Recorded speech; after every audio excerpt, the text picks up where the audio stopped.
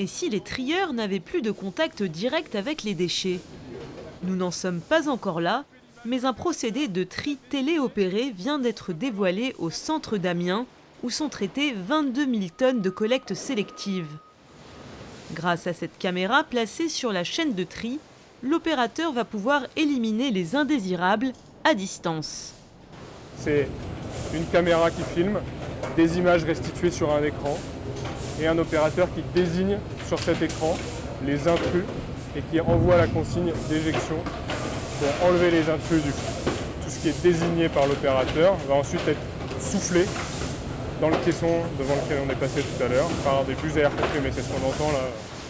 Le bénéfice? Un tri plus rapide et efficace, 6% de productivité en plus et des conditions de travail améliorées en matière de sécurité et de posture. Qu'est-ce qui vous dérange le plus? D'être debout.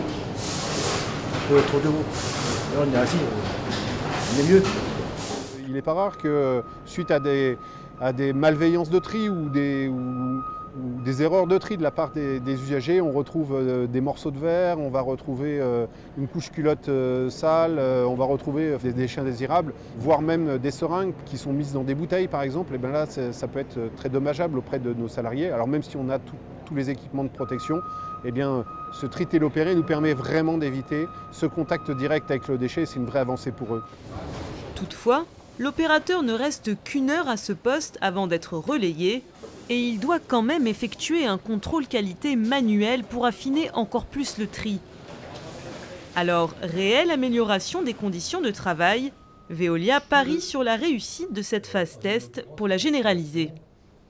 C'est une généralisation qui va se faire étape par étape, poste de travail par poste de travail, pour qu'on réadapte. Il y a évidemment tout un programme informatique extrêmement complexe, des algorithmes extrêmement complexes, qui permettent d'identifier bien les différentes matières, de bien les isoler, et ensuite de savoir avec quel appareil on va les trier. Ici, on les trie avec des flux aéroliques, on peut imaginer des tris optiques, on peut imaginer des tris mécaniques, etc., qui peuvent servir derrière cette sélection en fait, qui est faite par le tri téléopéré.